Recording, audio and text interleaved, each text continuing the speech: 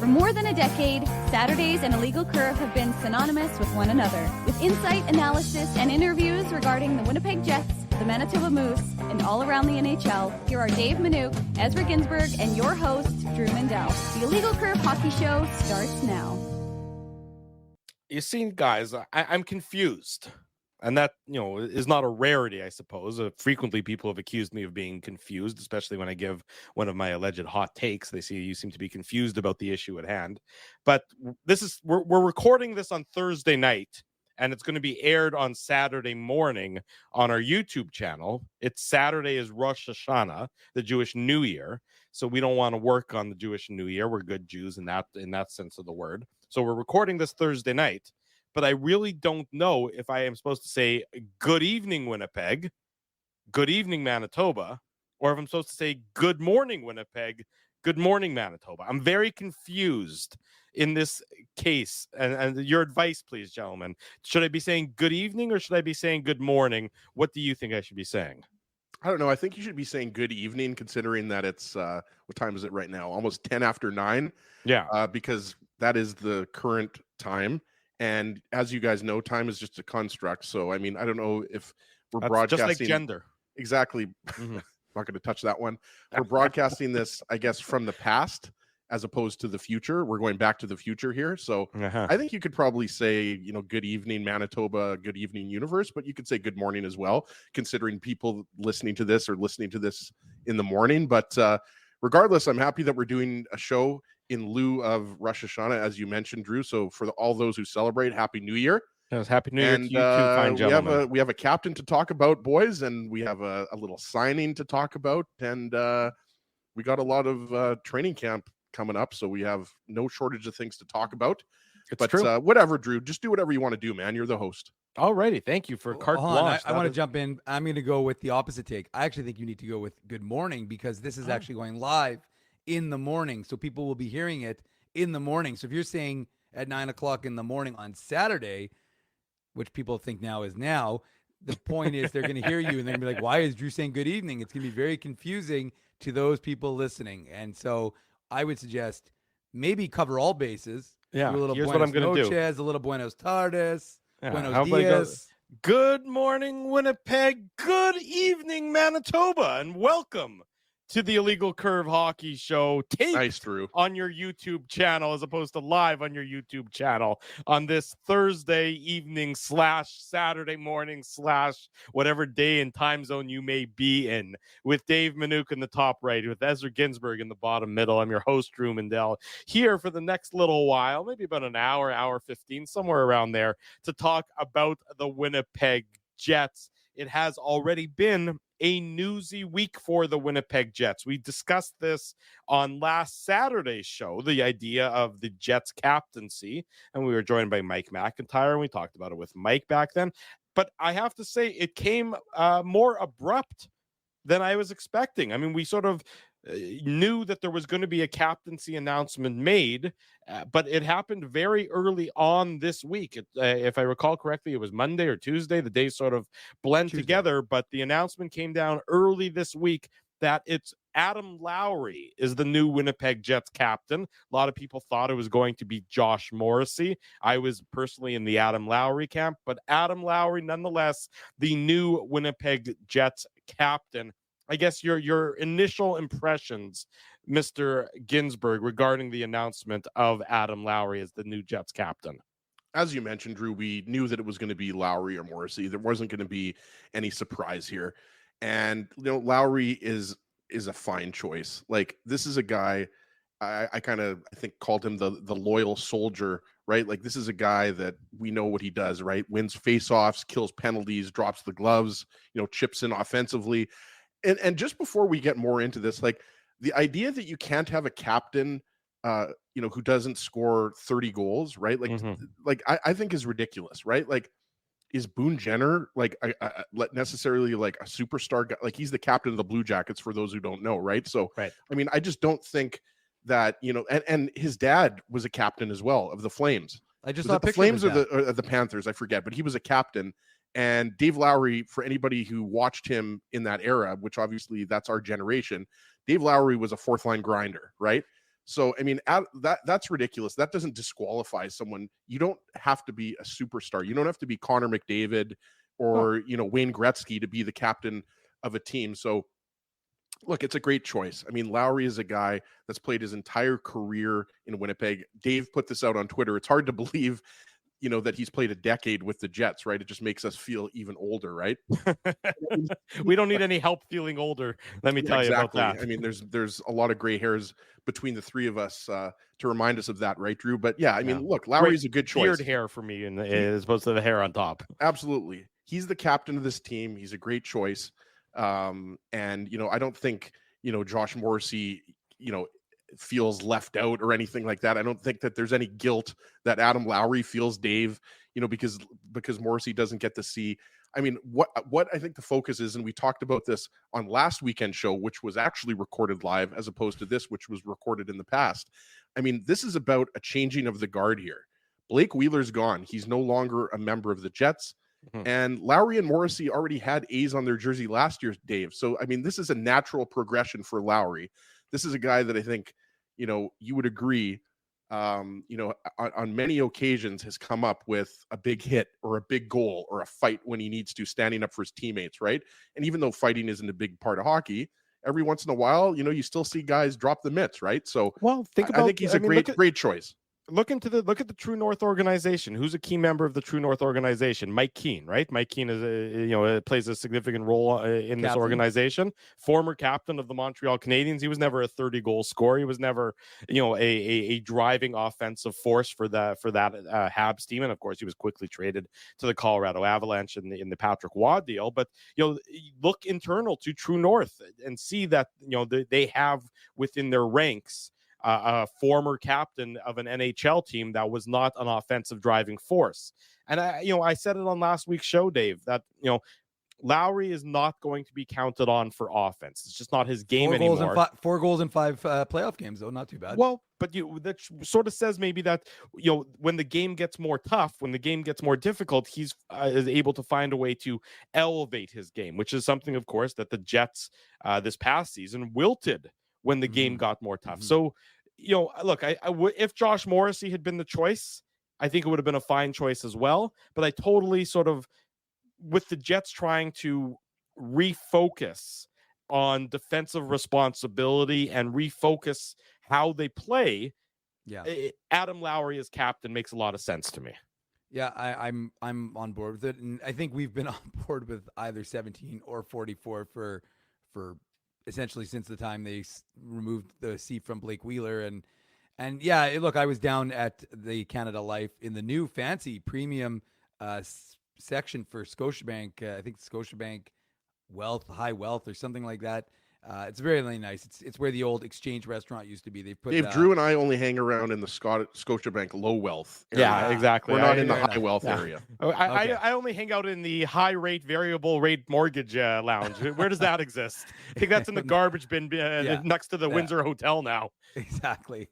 So anyways, it's a no, but it was an interesting ceremony. His teammates showed up to support him. He spoke for quite some time about what it meant to him and what this city means to him, what being part of this community means to him. So I don't think that there was one person who would have said this was the wrong decision. And you just have to look at our social media and you can see that fans 100% are behind. I haven't seen one person say a negative thing about Adam Lowry being having the C put on his jersey, although he actually didn't even see that C put on his jersey till that morning. And it was actually funny because I think Weber asked him what was it like seeing it, and he could see that's Winnipeg. That's the Winnipeg Free Presses, Ken Weeb. You should mention. Fair point. That news actually was all. I don't know what was bigger news on Tuesday. Was Adam Lowry announced as the captain the biggest news, or Rennie? Rennie breaking the news that Kenny was jumping from the Sportsnet to the Winnipeg Free Press. And I should have had an inkling because Mike McIntyre of the Winnipeg Free Press and I were the last two media guys in the room still, and we were working away. And then Shawnee Reynolds was doing and John Liu, but Sean was doing his stand-up with Adam Lowry. And so they were just a few feet away from us. And it was odd because Ken was there, and usually Ken would sit in and do the stand up. So I was like, oh, that's kind of weird that it's just Sean, but I didn't really think much of it. Your spidey sense wasn't quite tingling. It wasn't strong tingling enough. You know, I was focused on illegalcurve.com, boys, and all of our social media. Couldn't really focus on, sorry, Free Press, Sun, Sportsnet. You guys are secondary in my mind, at least. So I was focused on our stuff. But yeah, no, it was interesting. So yeah, I don't know what was bigger news, but clearly let's focus on the Adam Lowry news. Yeah. And it was, again, like I said, you could see when Weber asked him about this wearing the C, you could see he kind of peeked down, looked down. He's like, oh, you know, it's kind of neat to see it. And, you know, like I said, he's humble. He's a well-respected person, both by his teammates and in the media. And I think that, and in the community. So I think that there's no question that this was the right selection for the Winnipeg Jets. I don't think they would have gone wrong with Josh Morrissey either, but I definitely think they hit a home run with Adam Lowry. You know, this is an interesting comment coming out from Kyle Connor, and this is coming out on Thursday night when we're recording this show. It's in Paul Friesen's article that's now available on winnipegsun.com, and of course will be available on illegalcurve.com. He will have been available, Drew, for 2 days by the time people are watching this. Right, that's fair enough. So they know that where they need to find it, it's on Illegal Curve. You may have to go back a couple days, but you'll find it on Illegal Curve. Paul was talking to Kyle Connor about the decision to name Adam Lowry captain, and Kyle Connor says that he was shocked when Bowness called him this summer and said that they were naming a captain. He says that they were shocked that they were going to name a captain. So he was surprised, not that it was Adam Lowry, or didn't have any quibble with it being Adam Lowry. In fact, he says Adam Lowry brings it to the table. He's genuinely a nice individual, gets along with everybody, so I can see the choice. And obviously the fan base loves him. The way he plays really embodies this organization, the city, so no problems with that.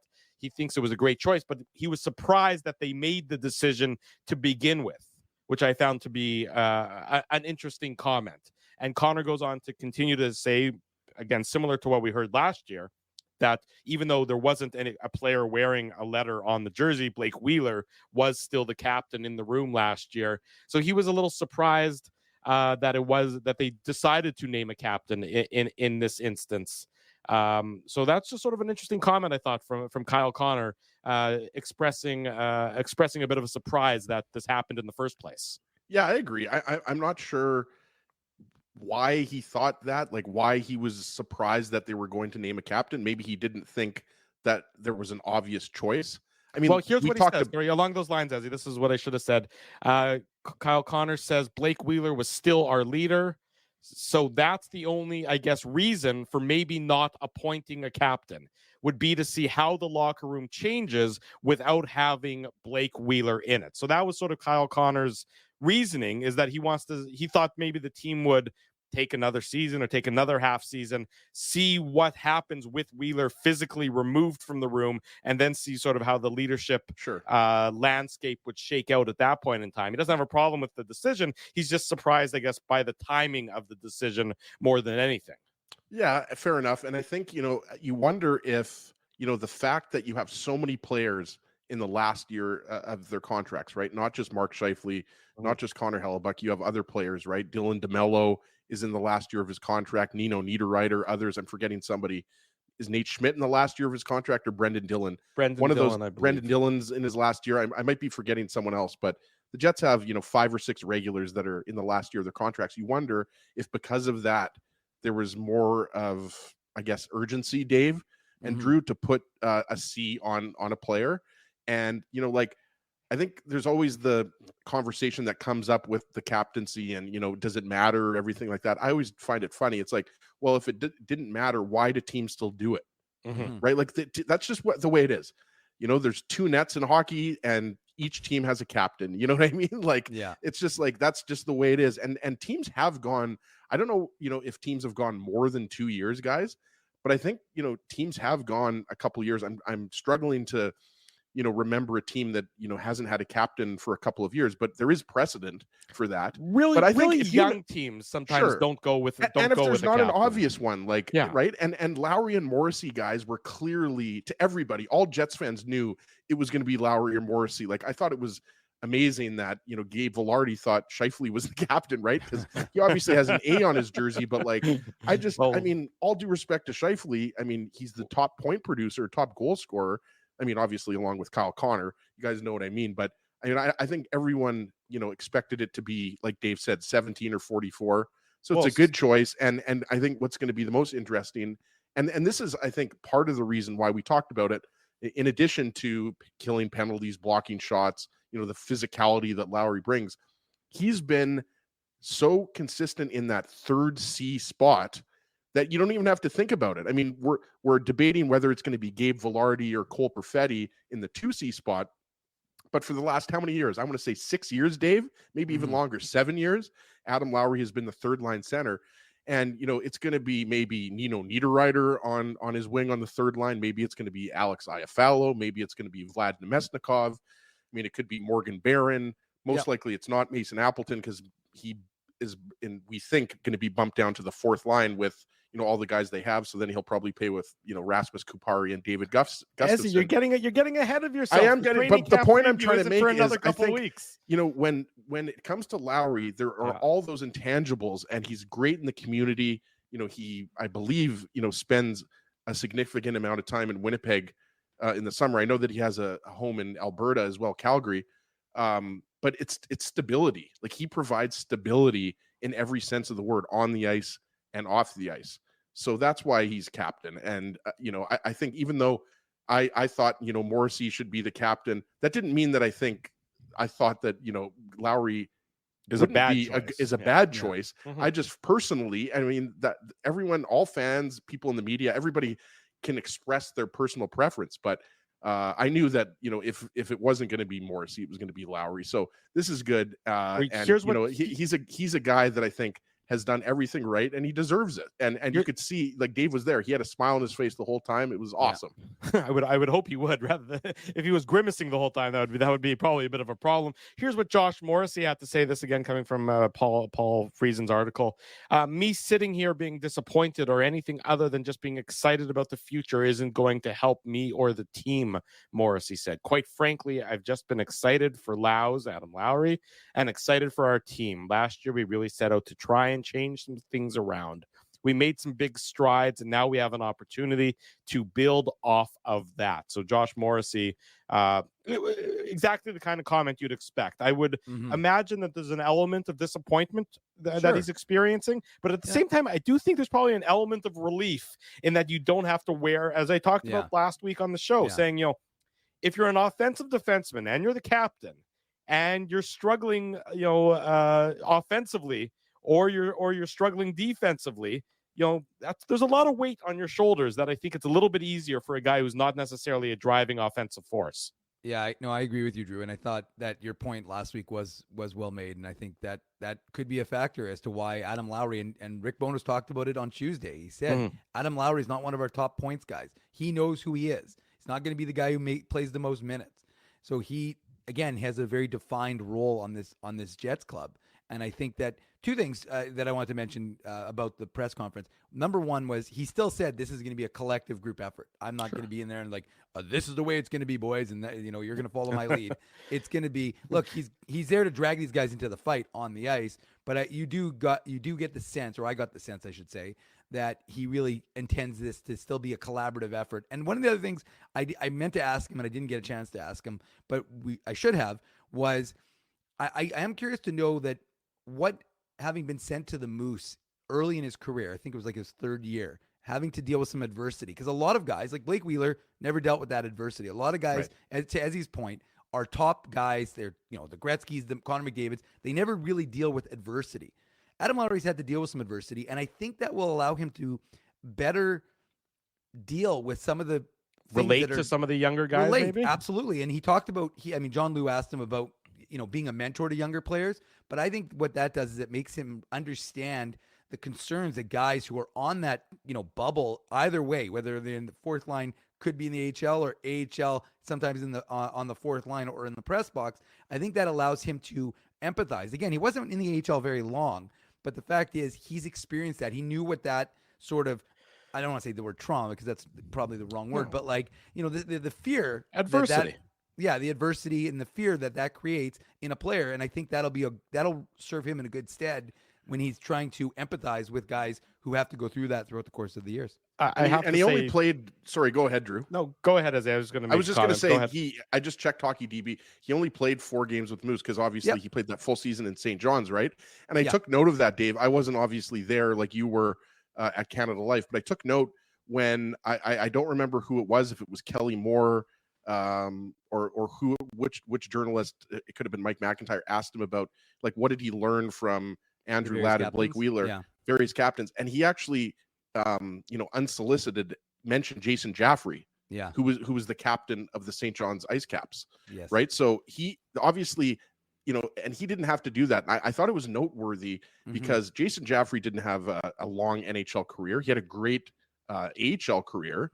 And did he go to Europe? I'm not sure if he went to Europe afterwards, but he had a great minor pro for a year. Yeah, minor pro career. So I just thought, to me, that stood out. And he's well spoken. Like, we know Lowry's a smart guy. He's a well spoken guy. But just mentioning Jaffrey, Dave, kind of compliments your point there about what that meant to get sent down to the Moose. Whatever year that was, 2016 or 2015. Obviously, because his play was suffering a little bit. But it clearly, he knows that you have to most guys have to spend some time. If you're Patrick Laine, you might not have to spend time in the AHL. If you're Connor Bedard, you might not have to spend time in the AHL. But I would say 80% of the players in the NHL, something like that, have played in the American Hockey League. So this is a guy that's had to work. And that's the thing. It's a cliche, but Adam Lowry gives you an honest, hardworking effort every single time he's on the ice. He does not dog it like other players. We're not going to name names. I think you can, figure out which players sometimes dog it on the Jets. So I think Lowry's a great choice, and I think he absolutely is a guy that can relate to, some of those younger players, Dave, that are, trying to establish themselves, whether it's like a Cole Perfetti or whoever it is. So, I mean, we all knew that it was coming. And now it's official, so the Jets can move ahead with their new leadership. It's funny that the ghost of Blake Wheeler, I still think, lingers. By the way, coincidentally, he's ranked 17 in New York. Blake Wheeler is. That's funny. That's Adam Lowry's number, of course. But the ghost of Blake Wheeler still lingers, and it probably will for a little while. I thought it was great. I thought it was just hilarious yesterday, and I'm sure you guys will ask me. I was at the 50 Cent concert, or I guess Thursday or Wednesday. I was at the 50 Cent concert. So I'm trying to remember when this show was actually airing. So it wasn't yesterday. It would be Wednesday. I was at the Busta Rhymes and 50 Cent concert, and one of 50 Cent's the rappers he's got on stage with him comes out wearing a Jets jersey like they often do, pandering to the hometown crowd, and everyone cheered. And then I thought it was great. He turns around and he's wearing a Wheeler 26 Jets jersey. I'm like, how did this happen? I'll tell you how it happened. He bought it for 50% off at the Jets gear store. I just thought there was something poetic about it. I'm not entirely certain what was poetic about it, but I just thought that was humorous to me. Almost as humorous as me being at the concert in the first place, I would suggest. We're just happy that you got out of that concert alive, Drew. I had so much fun. I can't even begin to tell you how much fun I had. It's hip hop is not my thing, as I'm sure most of you already know. But my wife really likes it, and so she was on cloud nine and having a great time. And I decided, you know what, I'm just going to lean in hard on this. I'm gonna have a great time alongside her, and I absolutely did. And as long as nobody asks me any follow-up questions, then we'll be fine. Send it to break then. Yeah, in that case, we will send it to break. Thank you, Dave. Scott Billick, I believe, is going to be joining us shortly. So we'll have Scotty. We'll talk more about the captaincy. Declan Chisholm signed with the Jets as well. Much more to come. It's a pre-recorded edition of the Illegal Curve Hockey Show. We're doing this on Thursday night. You're watching it on Saturday morning. Smash the like button. Our good friend Scott Billick is up next. Keeping Winnipeg laughing for over 30 years. Rumors, Canada's longest-running comedy club, bringing you the biggest laughs from the best comedians on the planet. Jerry Seinfeld, Chris Rock, Jon Stewart, Dennis Miller, Brad Garrett, the greats, and all the up-and-comers too. When was the last time you laughed out loud? Make it a great night out with friends, or book your office or birthday party. Even a fundraising event at Rumors. Get all the details and dates on upcoming shows at rumorscomedyclub.com. Hi, Ez. A strange question for you, but why are you lying on the ground being crushed by a piano? Well, Drew, I definitely tried to carry this baby grand piano down the stairs by myself, and somehow I failed miserably. Right. Yeah, I'm sorry. That was a silly question on my part. My apologies. Would you like me to call Rolly's Transfer Moving and Storage to help you move the piano? They are the most experienced piano moving company in Winnipeg, after all. Yes, please call Rolly's and hurry. This piano is very, very heavy. Rolly's Transfer Moving and Storage offers stress-free residential moving services while taking great care of your personal belongings, including your piano. At Rolly's, no job is too big or too small. For more information, visit rollys.com. Hey, Drew. Ezzy, whoa, what a smile! Yeah, I got my crowns done at Linden Market Dental Center, and they whiten my teeth. I see. They're so bright that every time I smile, they go... We have hockey tonight. Do you have a mouth guard to protect those pearly whites? I sure do. Whoa, they even ting through the mouth guard. Linden Market Dental Center covers all your dental needs from restorative to cosmetic dentistry and will fit you with a sports guard for that active lifestyle. 877 Waverly. See lindenmarketdental.com. Kids eat free all September long at Boston Pizza. That's right. For the month of September, kids eat free with minimum purchase. All this for, what's that word again? Yeah, free. Boston Pizza. Hurry in. We're back on the Illegal Curve Hockey Show. You're watching this on Saturday morning. It's being recorded on Thursday evening. Scott Billeck is here in the present, which also might be the past, but he's also going to be a large part of the future. So I think I've covered all bases. Scotty, it's good to see you. How are things? Are you able to handle a pre-recorded edition of this fine show? Yeah, I can say whatever I want, right? And then you guys will just kind of do the nice little edits and all that sort of thing. Oh, awesome. Yeah. We'll make you sound as articulate and well spoken as ever. That's all I want. That might break our AI, Drew. Break your AI. You just have to delete this segment. That's all you're gonna do. It's just a missing screen is just a black screen for 25 minutes or something like that. I was trying to quickly actually look up what Rosh Hashanah is. Did you guys talk about it earlier? Well, it's the Jewish New Year. We know what it is, but if you'd like to explain to our audience what it is. I have no idea what it is. I was hoping I was trying to do it before, and I was like, okay, as he always says in his emails, be as close to 9:30 as possible. So I tried to line up. I was going to take a leak first before I came on. And it's the new year, Scotty. All you have to know is apples and honey for a sweet new year. That's all you need to know, right? I think the Jewish folks have the best. Like when you grew up as a kid, and I wasn't Jewish, but I had a couple of Jewish friends growing up, and they would always talk about Hanukkah, and I was like, this is the coolest thing ever. It's like 8 nights of presents, right, or whatever. And maybe it's not as I'm sure for some it's like everybody's Christmas is different, right? Sometimes you get some presents, sometimes you get a lot of presents. Like not everybody got the Xbox growing up or the Nintendo 64 or I don't know what the stones that Drew. I was gonna say in Drew's case it was it's just like I don't know, like some chisel set or something like that, and like a caveman thing or whatever. Right? Make sure you don't cut that out of the show. When Moses came down with the 10 Commandments, that was a big day for me. Scotty, I thought you were gonna go with Pog. I thought you were gonna say Pog for Drew. That was where I thought you were going. As a kid, though, and Drew's way older than me. I mean, I think Dave's thinking of Pong on ColecoVision or something. Pong. Okay, I think you said that's Pog. what I meant. Remember yeah, Pog? I did, but Pog was the cards, right? You'd flip them. Well, they were like little circular things. Circular things. And you had like the metal one, and then you would like hit the Pogs with it, and then however many. It's Elf. He's back in Pog form. I mean, does nobody know their Simpsons references on this show? No.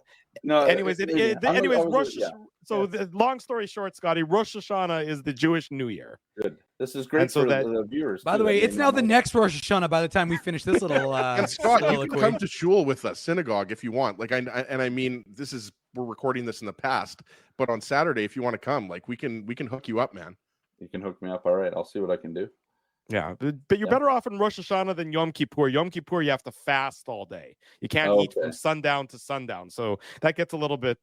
People can get a little angry around there. It's not like Ramadan, right? Where Ramadan's like a month of all that. No. It's just one day. Okay, one day. Yeah. We cut it down. You guys took the easy way out. That's right. Exactly. Oh, you guys, huh, Scott? Every time. Oh man! I also brought it's not a present, but I don't know if you guys have seen this, and hopefully this makes the episode too. I'm going to try this at some point during the episode. It's supposed to make your mouth black, so I don't know what time you want me to do it. It's Fanta Zero Sugar, but it's like a Halloween kind of version or whatever. Anyways, so I love orange Fanta is my jam.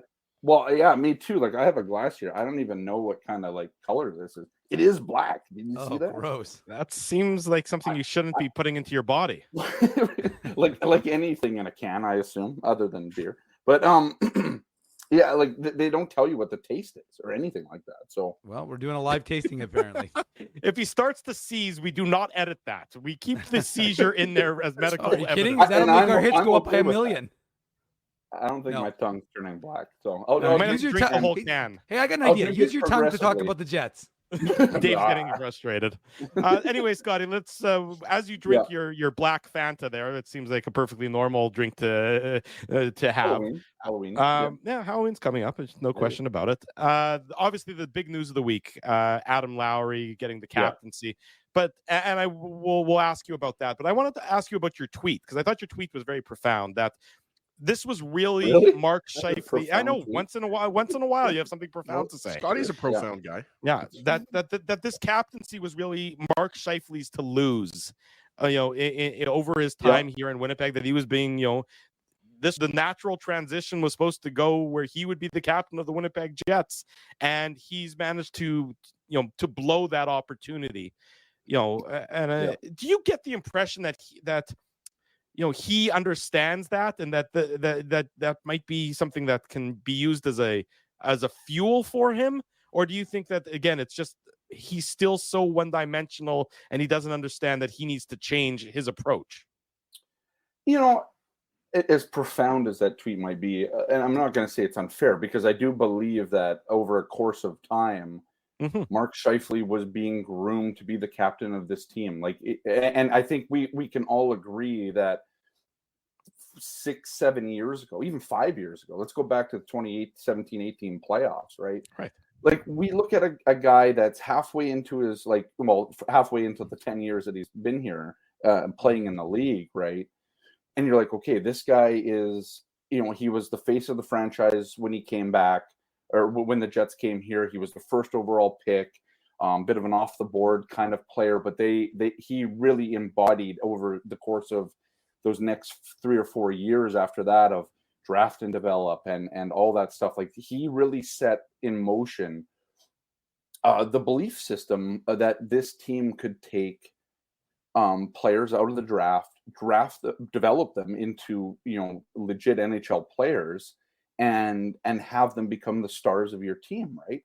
And so Mark Scheifele, you really have to kind of forget the last few years with Mark, and you go back and you look at everything that he had accomplished, everything that this team had been. Like Mark Scheifele was that guy, and the only thing that was standing in the way of the captaincy was the early years where Andrew Ladd was his captain, and then at the time they made Blake Wheeler the captain, it just made a lot more sense, right?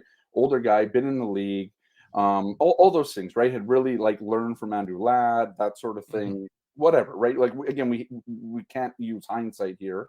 We're just talking about the way it came up, and so to me, my whole thing was it was always Mark Scheifele's to lose, but there was never the notion that he would lose it, right? Like to me, it was always like Mark Scheifele is the next captain of this team, and then over the course of time, okay, well you could talk about. I mean, I don't think any of us ever really spoke of Adam Lowry in this kind of conversation.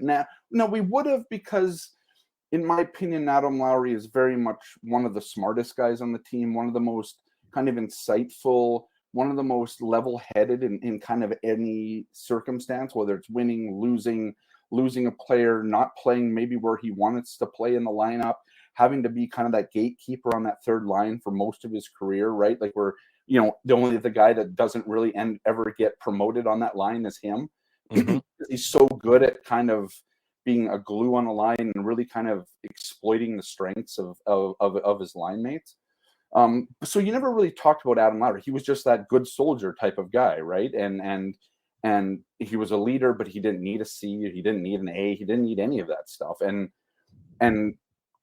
But the way that it's gone for the last couple of years with Mark, a lot of people on Twitter say, "Oh, he hasn't been the same since the Jake Evans hit or whatever." Maybe, right? I mean, I don't know. I mean, Mark has never really said that. It's definitely a line of demarcation in his career, though. Sure, possibly. Yeah, it's a good, it is a place where you could probably, it could be that kind of schism, right? Like of where maybe things started to, the crest or whatever, the climax of his career, and then it's kind of starting to come down a little bit in terms of how. Just be careful when you start talking about climaxes when Drew's around, Scotty. Jeez, this is all. I thought I got all of the. Anyways, whatever. Regardless, I'm going to take a sip of my dark drink here. I might just leave. How do you know how do you know? See, this is why we normally record, Scott, just so you know, in the morning. This is now IC After Dark, and so we've taken a turn. Right. I guess we can get anyways. So back on point. I think that some of the things that Mark said, it started to me, and we've talked about the defense, but I think part of the problem with Mark is like it never mattered that he didn't play defense until this team didn't have a defense, right? So you look at that and whatever, but you could always kind of excuse it because you excuse players not being defensive because of how offensive they are and how good they can be. I mean, my always thing is but he doesn't have the. You're saying once he lost the safety net, it's when it became more glaring. I agree. I think so, and I think over time, and we've seen it, and I think we can agree that it became there's a part where Mark kind of got a little selfish, and I think we've seen that. I think we've seen that especially over the last couple of years. And honestly, I have zero issue with Mark Scheifele after not last season, but the season before, questioning where he wants to be and all that stuff. I don't have a problem with that. I think a player should always play where he wants to play and wants to be comfortable. And if it's not working in that place, then whatever, right? Like, I mean, it's not I don't have an issue with an athlete who is owned essentially by a team having some sort of freedom at some point. But I think the problem was that Mark's play didn't match his ambition, right? As kind of a player, right? And so, Mark always talked early on about he wanted to be in the same conversation as these top centers, right? Whether it's McDavid or a Matthews or I don't know, whoever, Bergeron, it doesnn't matter. Name a top center in this league in that upper echelon of centers, and Mark wanted to be in that conversation. And I think there's been many times in his career where you could look at and be like, yes, like the 2018 playoffs, 100% is the one. But when this team kind of fell off a cliff after that 2018-19 season, and the defense fell away and all that stuff, like you're looking for somebody to really step up and be that guy. And I always feel that Mark didn't really do that. And then at the same time, because we in the media get a different kind of look into what goes on, right? I mean, you look at Caroline last year, and this is probably the easiest one to look at because it's the recency bias, right? Mark should have come out and spoken there. He wore the A, right? You want to be the captain on this team. You want to take charge. You want to do that. You don't hang out the guy that had been here for 5 minutes out to dry. And that's what he did, right? And that's a huge problem, in my opinion. And it was Nino Niederreiter, right? It was Niederreiter that came out because that whole line got benched for the half the game or the third period at least. And it was Niederreiter that had to come out and say what everybody else was thinking, right? And like I get it. You don't want to do that, but that's your job as a captain or even as an assistant captain when the captain doesn't come out. And Blake Wheeler didn't need to come out and speak after that game. It wasn't his line that got benched in that game. And so like I think over time, if you want to be a captain, you pass a series of tests, right? And the tests are always going to be different coaches or whatever it's going to be, right? There's always going to be tests, and unfortunately for Mark, he's failed some of those tests. Most of those have been recent. I think if you would have given Mark Scheifele the captaincy ahead of the 2017-18 season, sure, it would have been fine. Nobody would have said anything. But I think now, a few years on, the Jake Evans hit, whatever. I mean, depending how you want to look at that, there's just been moments throughout the last several seasons now where you're like, yeah, maybe this guy isn't. And but at the same time, you've had the emergence of somebody like Josh Morrissey, who has been through a lot on and off the ice. And I think you could have looked. The side note, but one of the things about the Lowry captaincy that I sat there and thought about on Tuesday, I'm like, like you almost felt bad for Josh, you know, and he doesn't need my pity, he doesn't need anybody's pity or whatever, but you're like, here's a guy who could equally be the captain of this team, and you just like, there was no really wrong answer between the two, and so you just had to make a decision. And it's a difficult decision to make for anybody, right? And I sat there that day, I'm like, and the one of the things that and I even wrote it back in the summer is I think both of these guys, if they didn't get chosen as the captain, they could handle it well, right? Like it's gonna suck, it's gonna hurt.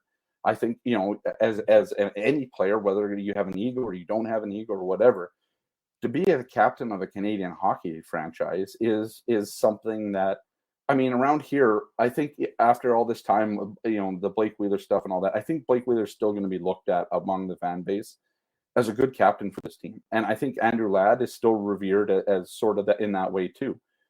And I think there's something to that. I mean, you're not the captain of the Canadians or the Maple Leafs or whatever, but you're still a captain in a city that is mad about hockey. And so I think there's something to that. But I think for Mark, he lost it. And then there's the other side of it too, where he's just in a tough spot to be named as a captain. Like you can't basically 2 years in a row kind of question if you're going to stay here and then head into the season as a lame duck and expect to get the C, right? So I think to answer your original question, like, you know, do you think Mark maybe saw this coming or knew or whatever? I think that part of it for sure he saw coming. Like, you're not going to be named the captain if you don't have a long-term extension in place here, right? And I think that's the difference between him and Adam Lowry, right? And I think Josh Morrissey still ends up becoming the captain of this team in a couple of years, right? When Adam Lowry may or may not, whatever, we'll see what happens with Adam Lowry. He only has 3 years left on his deal. I think Morrissey has 4 after that, or maybe 3 after that, 5. Well, no, I'm sorry.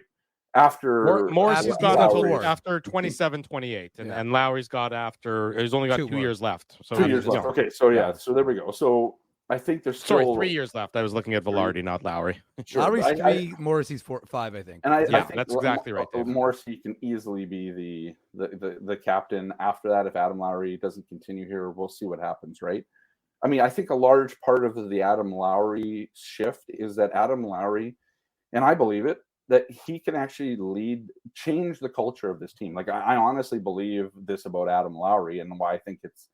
And I was on holidays, so I didn't really get a chance to write about a lot of the Adam Lowry stuff. But I mean, for me, Adam Lowry is the type of player, like, you know, I would want on my hockey team all the time. He'll go through a wall for his teammates, right, Scott? Well, that's the thing, right? Like, this is the thing. Like, he can step up his game if he needs to, and we've seen that. He can deal with ruts. We saw the rut last year. What did he end up getting to? 19 games? 8? I don't know how many games. It was a long time, right? That he didn't score, but it never seemed to affect Adam, right? And then when he does score the goal, he's just like, yeah, finally, right? Like, it's about time, right? But that's the level-headedness of Adam Lowry. And so I think that, you know, this team might hit bumps this season. I think none of us here can really say with certainty what this season actually looks like for the Winnipeg Jets. But I think Adam Lowry, and I think Josh would have been perfect. Like, we have to be clear here. I think Josh could have done the exact same thing. I think there was times last year, though, that Josh I don't know if he got annoyed, but it was just like Josh entered a different world last year that he had ever been in, because the way that he played, right? Yeah, his impact. There were so many of us wanting to talk to him just because of everything that he was doing. It was just like, you know, all these records were dropping early on in the season, or the career highs were being set early on in the season, because he never had kind of that season. He was just doing things he had never done before. And I'm in the room after every game, and I was on the road quite a bit last year too. And I think just having to speak all the time, Josh maybe wasn't just ready for that. I think Adam is maybe. So if there's one thing that you would knock, and it's not even really a knock, it's just like there was times last year I think Josh just got sick of talking about himself. And that's different though when you're being a captain, because you're not necessarily always talking about yourself. You're talking about the team. Why did the team lose? Why are you guys doing so well? Whatever, right? I think there's a lot of things that play into that. So, like, again, I want to be clear. I don't think there was a wrong choice between those two. I do think, though, because Adam Lowry is now the captain, that he is, if not, he's a perfect choice, in my opinion, because of just how how I don't even know the word.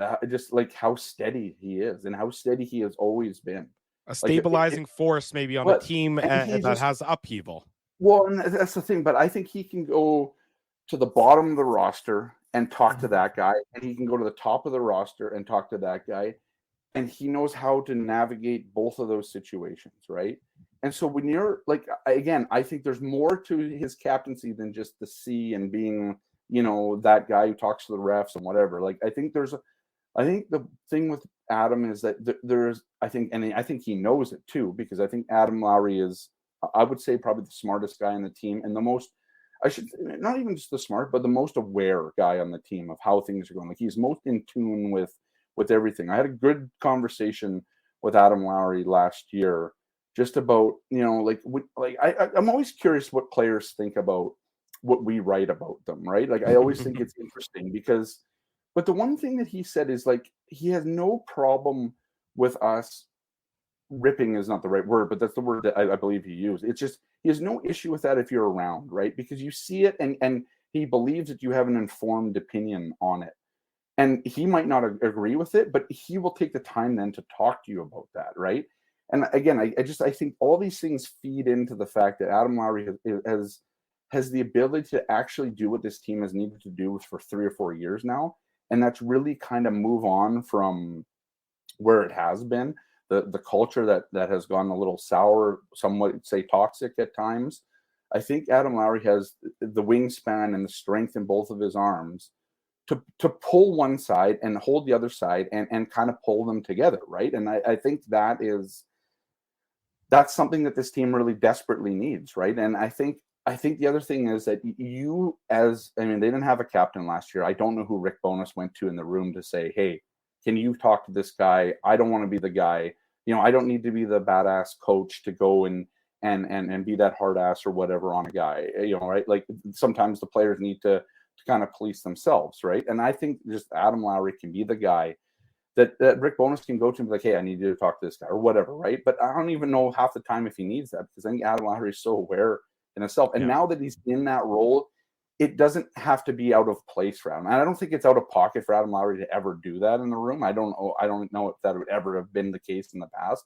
But now, like, it's just like, I don't think anybody's, and he's going to be a good guy to bring in the next kind of wave of players too over the next couple of years. The Barlows, the Lamberts, the McGroartys, guys like that. I'm missing a few, obviously, but Charles Lucius. Yeah, exactly. And I think there's a lot of guys there that can look up to Adam Lowry, but can also just talk to Adam Lowry like a human being. Like, and this is the other thing too. And I'm not saying that you know, not every guy. You're in a dressing room of 23 guys. Not every guy is the same, right? We're 4 people here. None of us are the same. Some guys are approachable. Some guys aren't approachable. Some guys just don't like. Which of us is unapproachable? No, I'm just kidding. But, I'm just joking. But my point is, like, Adam Lowry is the type of guy that I don't even know how to even describe this, but like, if there's a question that's if something rough going on in the league or whatever, let's say the Pride Nights last year, like, Adam Lowry is the perfect guy to go and talk to about that, because he just pays attention to these things, right? Like, there's just so many things. I'm like all over the map here, but I'm trying to say that Adam Lowry has all the tools, in my opinion, to lead this team in a different direction than it's been going in. And I think he has, and I think, you know, people are like, well, who is this guy learning from? I'm like, well, his dad. And here's another thing about Adam Lowry. How an impossible situation was he put in when Dave Lowry was made the interim coach of this team, and how well he handled that. The only complaint that I ever heard from Adam Lowry about that is, like, I just don't want, like, when you're talking to me about my dad, don't call him my dad. He's my head coach right now, right? Like, he is my dad. But even when people still messed up on that, he would just never, like, you know, like, there was just, Adam just seems to have a very good grasp of, and he's 30 or whatever, 29, 30 now. But I still think he has the wisdom of a guy who's played in the league and had retired from the league already, right? Like, I just think there's so much about Adam Lowry that makes sense about this, and so that's where I'm at on it. I think he's literally the perfect guy to do it. And when we were talking about it in the summer, we've talked about it, and we've written about it, I think it just made sense. And I think a lot of it made sense because this is what we kind of know, at least from being in the media, seeing Adam every day, seeing the way he competes. I think fans can see it too, though. It's not just because we're in the room. Here's a guy who willingly will fight Adam or Ryan Reeves, right? Mm-hmm. Here's a guy who will take that hit or go after that guy that delivered the bad hit or whatever.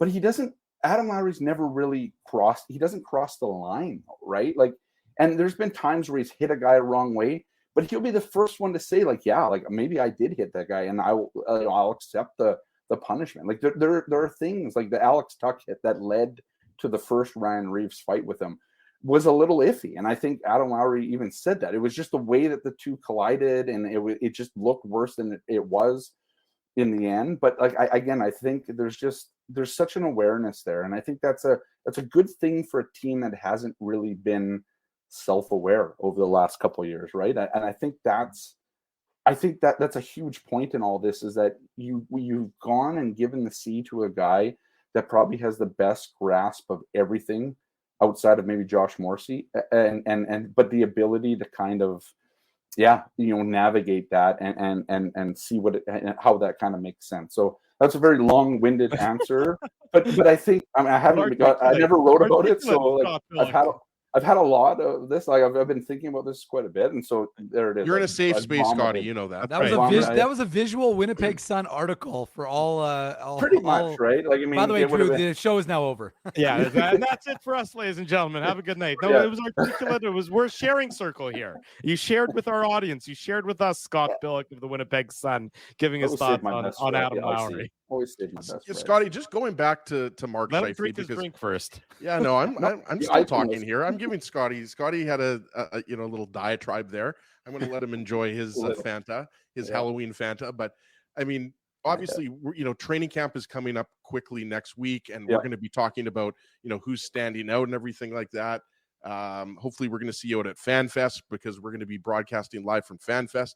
Oh, I can get a good picture of me like, do you remember that picture from a few years ago? That looks that like picture lives forever. Salivating over Ezzy. You look like you were angry not to be on the show. No, it was the death stare. It was the Scotty Billeck death stare. To me, I thought I looked hungry. There's some meat on those bones. I'm always hungry, Scotty. No, but you saw the Elliot Friedman report that came out last week, and I mean, there wasn't really anything there aside from him saying that that Hellebuyck and Scheifele are going to revisit the possibility of signing an extension. But I mean, this is obviously going to be a storyline until one of these players signs a contract extension. But I wanted to kind of get your take on, I know we're recording this 2 days early, but nothing's going to change between the time we pre-recorded this and Saturday. But hope nothing changes. But where do you stand now? Because I mean, nobody has a crystal ball. Nobody knows if Scheifele and or Hellebuyck are going to sign. I guess two-part question, like, do you think there's a chance that both of these guys re-sign or one of these guys re-sign? And what do you think the possibility is that, Scheifele and or Hellebuyck sign a shorter term deal, like Austin Matthews, for example? I realize different players. I mean, obviously different ages, but I mean, I don't know what Dave's showing there. I guess that's the picture. That's Scotty Billeck. That was what, 5 years ago, 6 years ago? Yeah, it was before that horrible station that we won't talk about. Yeah. I think I still had hair in that photo, or at least a receding hairline at the very least. Yeah, you've lost all of it now, Drew. But I mean, going back though, where do you stand right now on? That's amazing. You did have quite a bit more hair. That must have been 5 years ago, 6 years ago. I looked ravenous. It looks ravenous, and you're going to eat Mindell for lunch. That's what it looks like, Scotty. But if Dave will allow me, if Dave's done with show and tell, and I'll finish this question. But just where do you stand right now on the likelihood, Scotty, of Scheifele and Hellebuyck's re-signing with the Jets? And as part of that, do you see there being a shorter term deal? Like what, and as maybe part of that, talk about, who you think has a stronger likelihood of re-signing with the Jets? Well, Hellebuyck is probably 50% now. How much over? Is it 50.5%? Is it 51? I don't know. But I would, I think if I was a betting guy, I mean, I'd take the odds of him signing over the odds of him not. And I think this summer has it's showed a few things about just the league in general. That, this league is not as willing as it maybe used to be to give, Carey Price $10.5 million or, Vasilevsky 9.5, but really like 12 in a tax-free state or whatever that calculation is, right? Like, I think teams are now. I mean, we look at the Vegas Golden Knights who won the Stanley Cup. That they did it with, I guess, a third stringer at that point. I don't even know. It would be Logan Thompson, then Brossoit, and then Aiden Hill. So yeah, like basically a second and third stringer won them the cup. And you didn't even throw in Robin Leonard there. Yeah, he was supposed to be. Oh yeah, right, exactly, right. So maybe third and fourth stringer. However you want to kind of look at it, right? It's a very. It proved that you just need serviceable goaltending, and you don't have to pay top dollar for it, right? Not serviceable is the wrong answer, or the way to put that. You need good goaltending, but you don't need to pay, 10, 11, 9, whatever, right? I mean, that's bad math or bad counting, but you don't have to spend that money to win a Stanley Cup, and so. That was probably a really bad thing for Connor Hellebuyck this summer was, if I'm a team like New Jersey, let's say, or whoever, yeah, maybe before the playoffs, you're like, or after they exited the playoffs, the Devils, you're like, oh yeah, we're going to make a huge move and try and really go after Connor Hellebuyck, and we'll give him what he wants because we need that goaltending and we need that. But then as the rounds went on and the Stanley Cup played out and all that sort of thing, well, maybe not. And so I think now that maybe teams aren't going to be as willing to give that type of money, it's forced Connor Hellebuyck in his camp to kind of reconsider, okay, well, where is the earning potential here for Connor Hellebuyck? Is it in Winnipeg? Can he eke $9 million out of the Jets to stay for 3, 4, 5 years, whatever it might be, right? Because I think, and this is the other problem with both of these guys is their age, right? Austin Matthews at, what is he, 25, 26, can take a 3-year deal and still get paid more on his next contract because he's only going to be 28 or 29 or whatever, right? There's still time for him to like his earning potential, it can still be maximized, right? It's not the case for Mark Scheifele, and this is likely this is the last contract. Well, it's the last big contract, right? And so that's a big deal in this, and it can't be overlooked. You can't sit there and look at it and say, these guys can still make more money, even if they take a 3 or 4 year deal, right? You got to think like in 3 or 4 years for Mark Scheifele, he's not the same player that he is now, and even the idea that Mark keeps himself in incredible shape and all that, like Mark does a lot of great things in the off season, during the season. I mean, this guy is very in tune with kind of keeping himself in tip top shape, right? So, yeah. But Tom I just Brady, think, no tomatoes, they cause an inflammation diet, all that jazz. Right, but I mean, there is something to that, but that doesn't get you paid more when you're 33 or 34, right? Like it extends your career, so you can keep signing those, 1 year, $1 million or 1 year, 2, whatever those little contracts are at times. So it can get you some money at the end of your career when teams just want you for your veteran presence and all that stuff. But again, so I think for Connor Hellebuyck, I mean, it might be his whole career in Winnipeg until, he's 34, 35, let's say.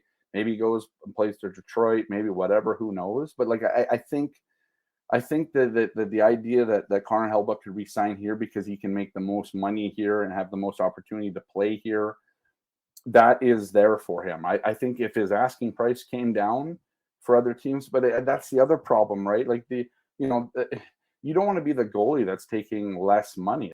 It's not good for the rest of the goalies in the NHL. It's not good. It's not, I mean, it wouldldn't be favorably looked at by the PA, I assume. It happens, right? I mean, either will Mike Babcock, whatever. By the way. Oh, I mean, yeah, we can go on to that after if you want, but so I think Hellebuyck is a little. He's probably you guys aren't allowed to look at my camera roll. Let me just put that out there immediately. What that is, let me finish this. The Hellebuyck thing, I just think Hellebuck's closer, right? I think that there's just more odds that he could do it than Mark. I think to me the captaincy might have kind of sewn that all up, right? Like I think, and if we're being honest, like I still think this summer is half done in terms of getting rid of, relieving this team of maybe some of the things that kind of have held it back, right? And you got rid of Blake, and I think that just needed to happen. I think it's just for both sides there. Mm-hmm. I think for both sides, I think Mark moving on is also the thing that needs to happen too. And I do wonder how much of a distraction that becomes this season going into this year. Because if Mark has maybe checked out of Winnipeg in his head, how difficult does that make the team in the room and just on the ice and all those things? Like I think there is a legitimate concern about that. And there's always a concern about guys that go into the lame ducks, right? There's always, because it's just a bit of a distraction. You have the distraction on this team where it's your perennial Vezina contender, your franchise goalie, and your franchise center. They're both heading into the year without contracts, like that. Mm-hmm. That is without new contracts, extensions, right? So, yeah, that's a tough ask for a team to try and keep that out of everything that they're doing. And guys will say, "Oh, it's never a distraction," whatever. History shows that these things are distractions. They get asked about often. They, the trade deadline 2 months ahead of the trade deadline in late December, we're going to be talking about, like after Christmas, we're talking about, well, these guys aren't signing, or in early January 15th, whatever. That's all we're going to be talking about, right? And what happens if the Jets are in second place? And now you have to think about the idea of, well, do you lose them for absolutely nothing and try and make a run, or do you really take a step back and trade them both and really kind of sewer your chances of where you are at the moment and go from there? So I don't know, but I think, to answer the actual question here is that I think Hellebuyck is more, I think he is closer in terms of who would re-sign than Mark Scheifele is. And it's just kind of my gut feeling on it, based on kind of how the NHL is right now. I still think there's a big market for Mark Scheifele next summer. And I think Mark, who took a team-friendly deal early on in his career, still has a chance to make more money. I think for Hellebuyck, because the way goalies are and that sort of thing, you can still make money. You can play till you're 40. I mean, there's guys who do that. But I just think that if Connor Hellebuyck wants to maximize the most money that he can possibly make, unless there's some sort of, something could change, right? Big goalie goes down early in the season, you trade him there. Who knows, right? I mean, Colorado's looking for a goalie as of today, because Pavel Francouz is not, not healthy, and they don't really have a franchise goalie, and they haven't, and it was part of their problem last season. So after winning the cup with Darcy Kemper. So yeah, I don't know. It's just my gut feeling is that Hellebuyck would be there's been a rethink there, I think, from Hellebuck's side, because of how the market is right now. With the cap going up, but I still think he's in that spot where the cap probably doesn't go up enough next year to get what you want. And if you could wait 2 years, then maybe, but you're not going to take a 1-year contract as a goalie. You need to find a way to, he signs 5 years at $9 million, puts another $45 million in his wallet and go from there. I think there's a path to that. I'm not entirely sure there is one with Mark Scheifele. Well, Scott, we're in the past, but this is going to be in the present, or we're in the present and future. Right. And I want to talk about the future, though, because you wrote about the future, even though you were on holidays. And that's who I want to talk about. All those young stars. We've been watching them. Well, actually, they will have already played against the Edmonton Oilers young stars when this goes live on Saturday, but they haven't yet, of course. But we've been watching them at the Hockey for All Center the last few days, showing their personalities. And there's hope springs eternal. There's a lot of excitement, of course, for the youth, and especially with this group, there's a lot of personality. I mean, you've probably seen a lot of the clips that have come out of the Hockey for All Center, courtesy of Illegal Curve, no big deal. But the point is, you've seen what these guys are saying, right? And you see the fun they're having. Chibrikov today, I thought was really funny. That first of all, his English is fantastic after being in Toronto all summer.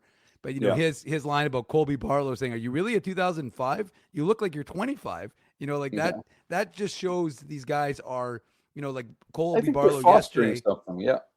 That's what I mean. Like Colby Barlow the other day talking about how Rutger McGroarty's got FOMO because he's not here. And, again, like I said, you can just see the way they all talk about each other. Brad Lambert today talking about Tyrell Bauer, Thomas Milic, again, all these guys. So you wrote about them, and I think that you're seeing a lot of the excitement that there is for this group. So, maybe talk about that list you came up with. Elias Salomonsson, by the way, or Salmonson, sorry. He had a really interesting answer when he was asked about his future. I think by your colleague, Paul Friesen, as to where he sees himself, this upcoming year. And my expectation was he was going to say Schlefka, who he actually was playing for before he came back to Winnipeg. But he said, I'm going to try and make a shot for a spot here as a right shot defenseman. So as he I thought that was an interesting answer. But anyways, maybe you expand on I know what you're saying.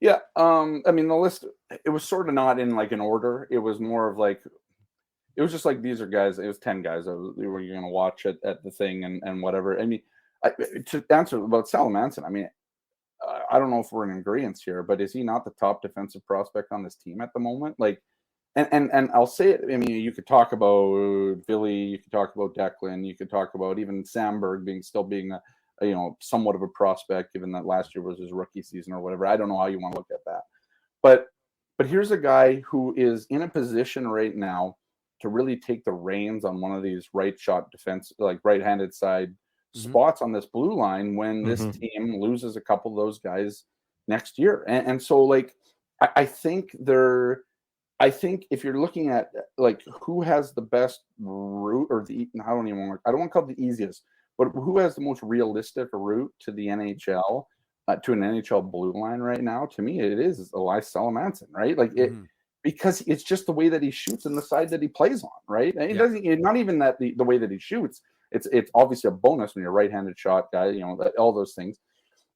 But the fact that he plays the right side and that's where he plays, like that is it's not brownie points, but you know what I mean, right? Like there's a relatively clear path for him to climb. I think so, right? And so his job is to take it, right? And I love his ambition. We hear every guy say that pretty much.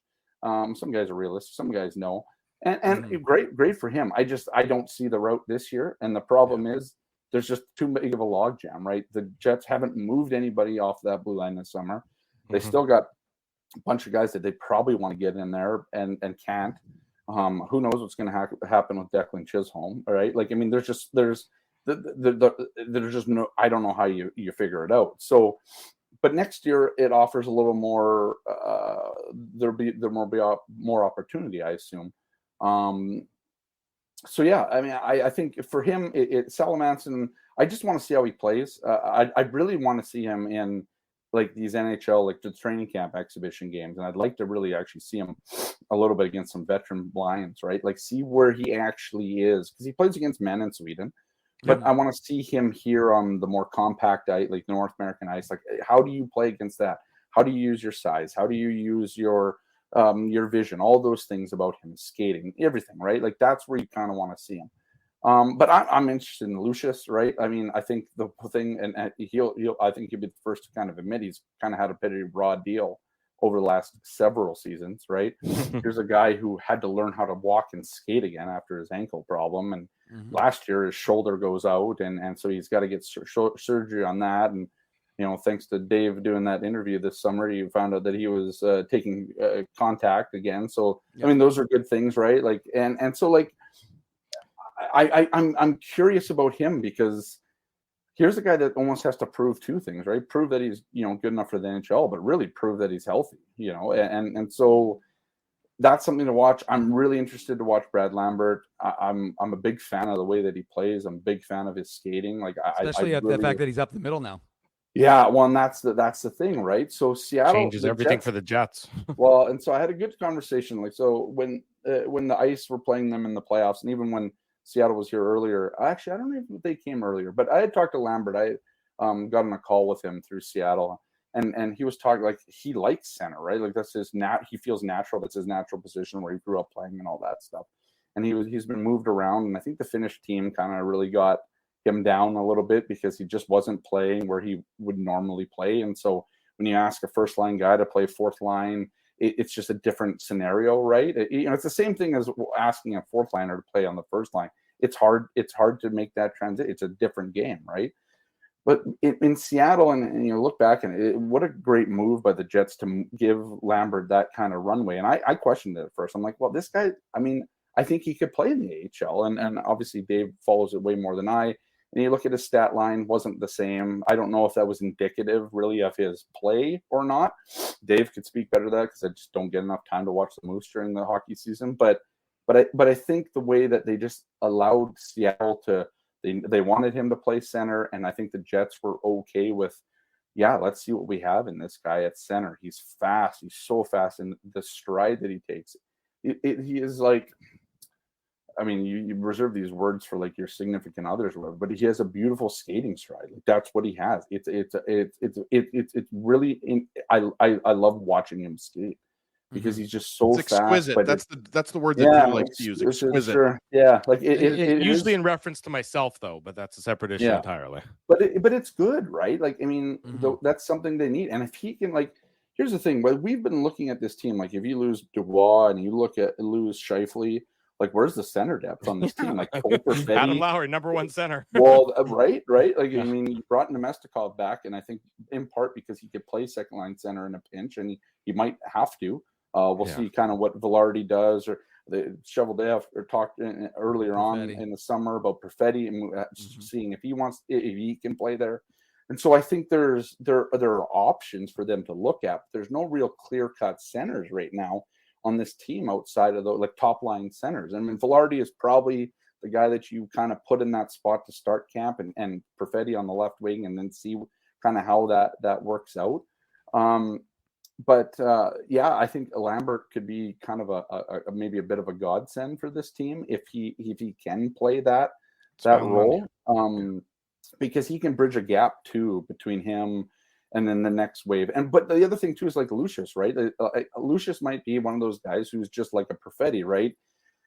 Maybe I think Lucius has the speed. I think that's the difference between him and Perfetti. But can he handle playing that position at his size? And I think I hate using this whole size thing because we know that size is not, I mean, it can be a predictive kind of thing on how a guy kind of plays that center position or not. But I just want to see.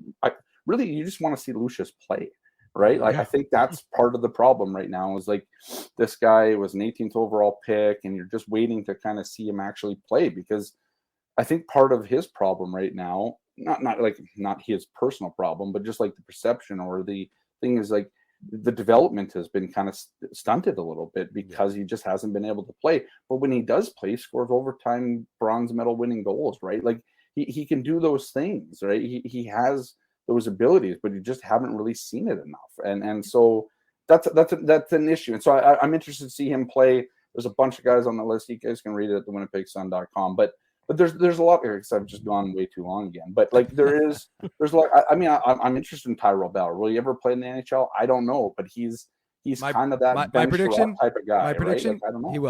He will. Well, and I think he can be a serviceable third line or third pairing guy. Yeah, who has that size and the ability to want to hit people. Like he can do the things the Jets have probably wanted Logan Stanley to do for a long time, and they just haven't gotten it out of him, right? Yeah. And so I think there is room for those guys, because I think you look at it at the trade deadline. I think one of the biggest additions that the Jets might have wanted at that point was Luke Schenn, right?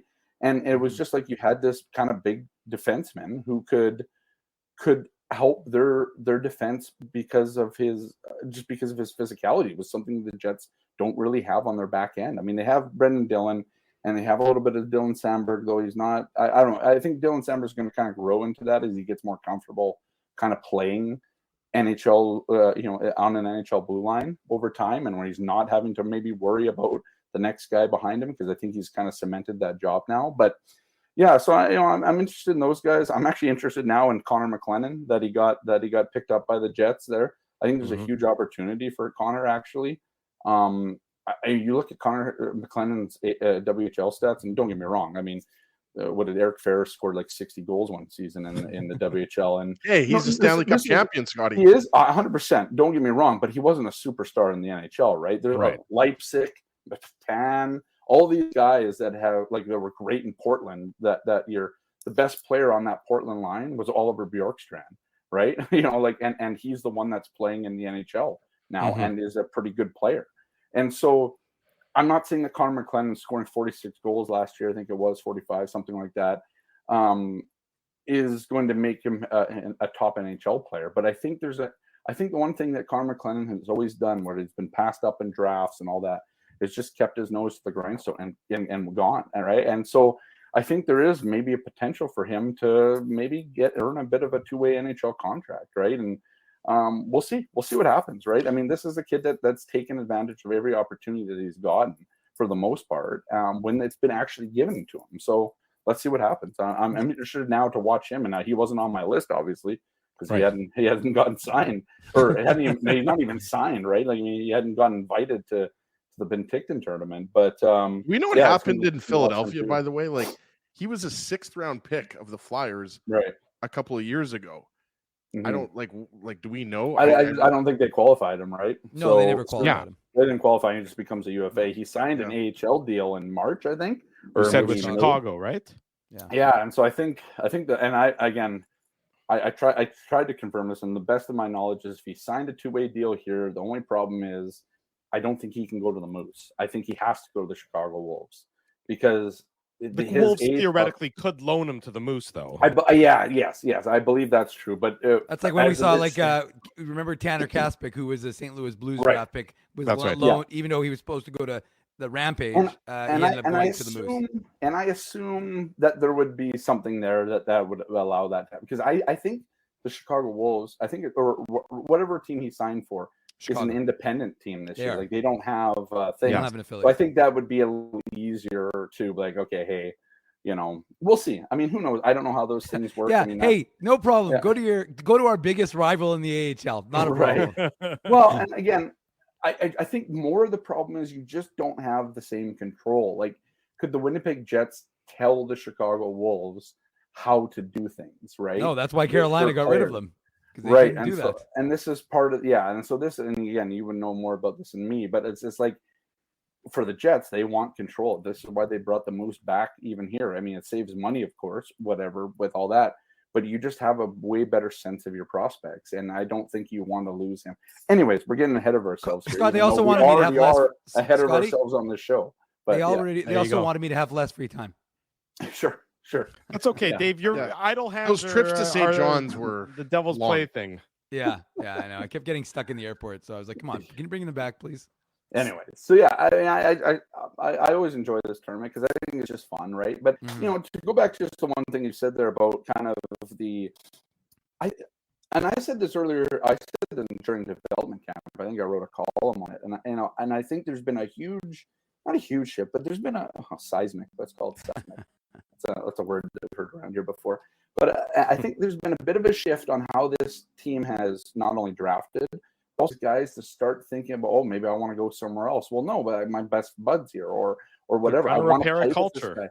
I think that started in development camp, and I wrote about this back then.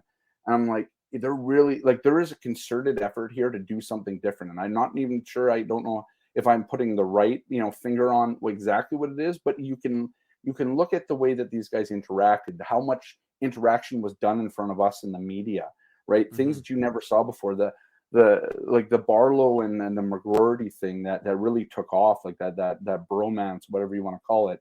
The way but that was out in the open. Like they made sure, this Jets team, they made sure that everybody saw that, right? Mm-hmm. And we all saw it. And that, again, it drums up interest in your future players, of course, all that stuff. But I think it's more than that, right? I think it's about getting these guys excited as to the McGroarty, FOMO comment, all that. I think it's getting these guys excited about just being together, playing together, and all that. And I think that's a different direction that this team is taking than it had in previous years, right? And I think they also just have a kind of a good nucleus of prospects right now that that really seem to kind of get along. Like you have guys that like Milic and Lambert and Bauer, Lambert and Bauer didn't play together, but Milic and Bauer were on the same team, and they all played for Seattle, so that you kind of know, like there's just a bit of familiarity there, right? Like you know, and so like you even saw it when the airport picture today. I think, I don't know, there was it was Lambert, it was Milic, and I forget who the other guy was in that photo that the Jets kind of. Bauer, right? It was Bauer, of course it was, right? Because the 3 Seattle guys, and so. But I think there's just, again, I don't really know this because they don't actually talk about this stuff, and they. I saw that little comment. It will be Yom Kippur by the time I'm done. Oh, I didn't realize. I didn't think you had your private chat open there, Scott. I can see that, but no. But my point is, like, I just think that this team has learned some lessons, right? I think there's been some lessons that they've learned, and you have to give this team a bit of credit because they know how difficult it is when you lose players over the years. The Trubas, the Cops, whatever. We can name a bunch of players that have kind of departed from Winnipeg. And I just think anything that you can do to try and change their minds to keep them here is a good idea, right? This is an investment into your future as a team that struggles to bring talent in from other kind of sources other than the draft, right? Well, it costs you nothing to create a good culture. And of course, and again, I think that's more of the thing than anything is that this culture needed to change. And I think we saw a lot of that at development camp. It might have been just a glimmer of it or whatever. Maybe the wool was pulled over us. But I've been to so many of these camps now. We've covered them since 2013 or whatever. You guys have been around longer. It just had a different feel about it. Exactly. And it's not just the players. I think the team has learned along the lines that something's got to be different. And I think that's a good sign if you're a Jets fan. That's what you want to see. You want to see some sort of progress in terms or an adaptation or whatever you want to call it. Whatever word. I'm using my hands too much here, so I've just ripped it out of there. But I think you just want to see something as a fan, if that's the position that you're in with this team, that you know that you can kind of hitch your kind of hope to, right? Because they are going through some tough years. They have gone through some tough years. We have zero idea what this coming year is kind of look like. It's going to be kind of learn as you go type thing. But I think they reinstilled through the drafting those guys and whatever. They've reinstilled some hope that there again is this kind of pipeline of talent that is coming.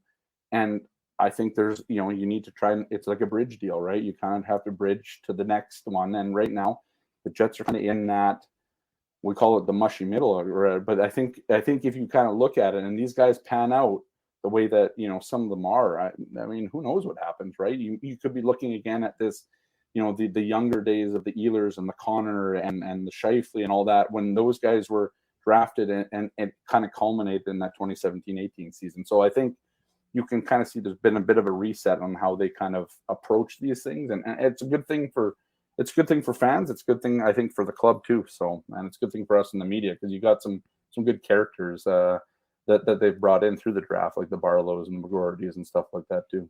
The fascinating experiment gets underway next week with training camp. Scott Billeck will have it covered in its entirety for the Winnipeg Suns. Scotty, as always, we appreciate your time. We appreciate your insight. Thank you for joining us this evening on this pre-recorded edition of the Illegal Curve. Chug that. I want to see the tongue before you go. I want to see if that tongue turns black based on whatever this weird Fresca style or Fanta style drink you're drinking. I think it's getting a little darker. Black tongue. So, like, there's two things at the end of like the ingredients that I can't actually pronounce, other than sodium. But one's called Allura Red, and another one's called Brilliant Blue. And I assume those aren't actual ingredients in terms of like what makes it. It's the color, right? And so I think that's what they're trying to do, but I think this thing hasn't really passed the test. It's going to be a little bit weird for when Scott's in a coma on Saturday. People are going to wonder why he's actually able to speak. Why am I? Yeah, Scotty, I think the ingredient that you were trying to read was motor oil. That's what's in that drink. Hey, man, whatever keeps me lubricated, right? So this is an after-hours show, right? Anyways, it is. We're done. We got to get out of here because I'm going to say something that I can't go back on. So thank you, Scotty. We'll do it again real soon. We'll see you at Appreciate it. training camp. Happy New Year, Scott. Yeah. Yes. Exactly. Happy. Do you say happy Rosh Hashanah? Rosh What- Hashanah. Tova. Yeah. You can go Shana Tova. You can say Happy New Year. You can say, either way, whatever you want. Whatever you want to say, we'll take your wishes. All right, cool. Do you guys have like a big is this like a boozy event too? Is this like a typical Very New few of Year's? our events as a people are that boozy. Okay. It's more. It's a lot of Scott, food not involved. in synagogue, like what my family does. For Well, I assume you guys don't do it like I wouldn't do it in church. No, right? but I like mean, like with the Pfeffer family, my wife's family, we always do like a shot. Okay. Like whiskey Okay, or there you something go. like that, and I'm sure Mhm. that's pretty common because there's always Ezzy does about 17 after. Yeah, that's why we're sponsored by Seagram's. I bring the Fireball, That's but right. so that's what not a our family family affair. does. Two empty right? bottles behind Dave there. Yeah. Yeah, there it is. Anyways, all right. I appreciate it, guys. It was Bye, always fun. Scotty. Hopefully none of this gets cut and this is all just like straight to air. So That's exactly Anyways. unedited, Nothing's but cut. not Unfiltered. commercial free. uncensored. Yeah, perfect. Yeah. Awesome. Zero chance I'm Uncensored, editing any of unedited. this video, Scott. I'm just it's all being played. It's just- actually not going to yeah, ever it's just- air. That's what's going to happen. Oh, okay. Well, fair enough. No, we're All right. just wasting your time. Is basically what it boils down to. Thank you, I, Scotty. I feel like I'm wasting yours. To be honest. Anyways, hopefully the next guest is a little more succinct. So There's no have a more. good one, we're guys. just done. There's no more next guest. Oh, there's This no show's more. over. Is basically All right. what's going to happen. I'm We're gonna go to show. break. Awesome. We're gonna go to break, and that'll be it. Have a good one. All right. Bye, See Scotty. you guys. Yeah. Bye. We're back on the Illegal Curve Hockey Show. I'm speaking on Thursday night. You're watching this on Saturday morning because we're pre-recording the show as we celebrate the Jewish New Year, Rosh Hashanah, as we were talking about in the previous segment with our good friend Scott Billick. We will be back live as per normal on the 23rd of September. That Really is live, next though, Drew. Saturday. Really live in person at Jets Fan Fest. So Yes. if you're heading down to FanFest, we will be broadcasting live from FanFest. Come find us at, I believe, one of the two rinks is where we're going to be doing it from. We're just trying to figure out the particulars, but Illegal Curve live at Winnipeg Jets FanFest on Saturday, the 23rd of September. So looking forward to being out in the community with Dave and with Ezzy and with the show and all of our loyal audience. Last little bit of Jets news this week, of course, focus heavily was on Adam Lowry being named captain. The other bit of news was Declan Chisholm. He was the last remaining RFA for the Winnipeg Jets, and he gets a contract. It's a 1-year, 2-way deal worth $775,000 at the NHL level. I'll remind our audience that even though it is a 2-way deal, that doesn't mean he doesn't have to clear waivers. He still has to clear waivers if the Jets elect to send him down to the Manitoba Moose. It just means he'll get paid at a lower salary when he plays, if he plays for the Manitoba Moose. The Jets are not putting him on waivers, as you guys know. Well, I mean, I wouldn't think so, but I wouldn't have thought that they would have done so last year with Johnny Kovacevic. So, Or I shouldn't say that. I mean, I don't know that. I guess let me rephrase that. I don't think that the Jets want to be in a position where they have to put him on waivers because of what you just said. Not just Johnny Kovacevic, but I think Dave should speak about Chisholm more, not just because he's talked to him, but he's watched him. And I think that you don't want to have a situation where you lose a guy that you've developed and who is on the cusp of making the NHL. The problem is, you've got Josh Morrissey, Brendan Dillon, and Dylan Sandberg ahead of him. Mm-hmm. So it's going to be tough. Could Logan Stanley be placed on waivers? Mike McIntyre mentioned that last weekend, but look, to me, it's a no-brainer. I'm still surprised that it took this long. Like, the Jets have about $2.5 million in cap space. I'm not sure why it took this long to sign him. Well, there's no urgency. I would imagine it's also I would probably imagine it was the AHL money that was involved. That was probably the sticking point, whether it was a 1-way deal versus a 2-way deal, probably also something that was being negotiated. I'm not surprised that he signed. And yeah, I'm with Ez. I don't think that you're going to put him on waivers. I think you're going to lose him if you do. I know that the thought is that you could try and finagle him at a time when a lot of teams are making that move, but the reality is there's some team that's going to take a chance on a kid. Look, I know he's a 2018 fifth rounder. He was an AHL All-Star last year. He was excellent for this. You would hope once bit, twice shy would apply to the Winnipeg Jets. I if would they're trying think to so. sneak a guy through waivers at this Remember, point. The young defenseman. You're supposed to be a draft, develop, and retain. That's Kevin Cheveldayoff's own words Draft, develop, on Tuesday. waivers. Yeah, not draft, develop. Let's not forget about waivers. Mikey Esimon, boys. Yeah, but I mean, but the difference is that again, Kovacevic is the story because the Jets could have had a guy on the right side. They decided to retain Capobianco, who obviously is a left but can play on the right side, and so my expectation would be that you would try and pass Capobianco through waivers. And again, of course, the one thing we have to take into account, there's a long training camp. There could be injuries, which could open up windows. And look, there's the Ville Heinola question that, unfortunately for him, he's waiver exempt, which, may most likely result in him being, a casualty of that circumstance because the team wants to retain Logan Stanley most likely and wants to retain Declan Chisholm and not lose them for nothing.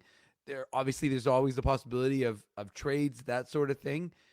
But I mean, yeah, if you go based on the way things look, and as he said, you've outlined the six, we know who are going to be the six starting defensemen for the Winnipeg Jets, barring any injury, with Pionk, DeMello, and Schmidt on the right, and Morrissey and Samberg and Dillon on the left. And then who are the two extras if you're going 8? Who are those? Well, they've got to be most likely Stanley and Chisholm. Pass Capobianco, try and pass him through waivers. And again, I just think you do that because you can't put all that effort into a player who, again, in my mind, he's as good a skater as you've got in the prospect pool from a defensive perspective. He's improved his defensive play. Offensively, he's very good. He's got great vision. And more importantly, one of the things Rick Bowness talked about in that clip, we watched it before, but it was when he was talking to Sarah, was getting more points. Well, here's a guy who thinks offensively and can help you, and he's a bigger guy.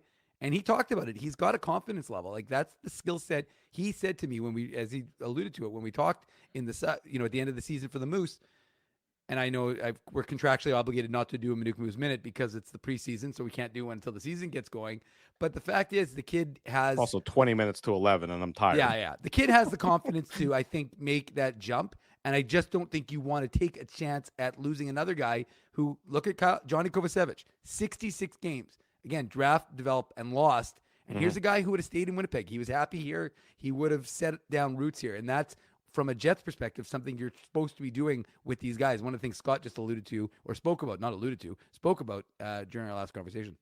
It's going to be a fascinating training camp that the Winnipeg Jets are going to be experiencing. We know the multiple layers. We know the storylines. We've been talking about them for months on end. It gets all underway next week. And, of course, FanFest next Saturday at the Hockey for All Center, where we will be live broadcasting the Illegal Curve Hockey Show. We appreciate everyone joining us. Obviously, you're watching this on Saturday. We recorded this on Thursday. They could be watching on Sunday, Drew. They could be watching on Sunday. They could be listening to the podcast version on Monday, Tuesday, Wednesday, Thursday, wherever you're listening to it.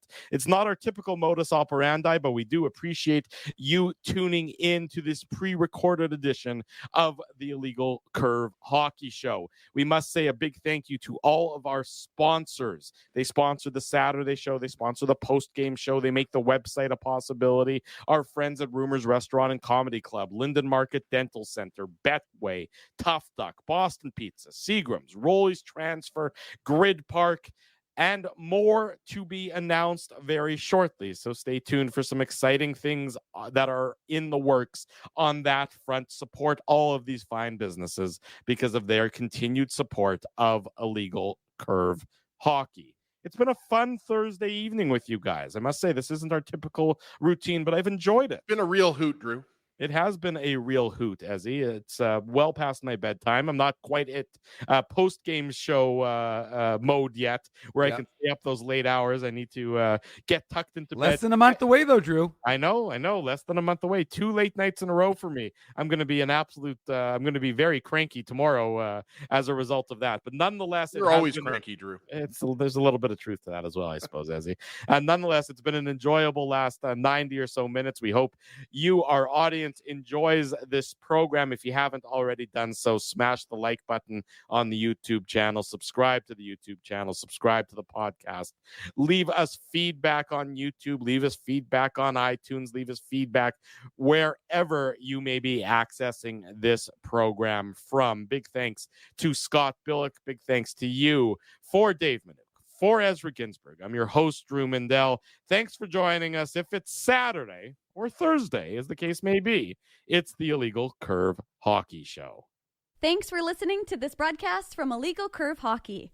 For more great Illegal Curve content, subscribe to the Illegal Curve YouTube channel, follow at Illegal Curve on Twitter, Facebook, and Instagram, and visit your online home for hockey in Winnipeg, illegalcurve.com.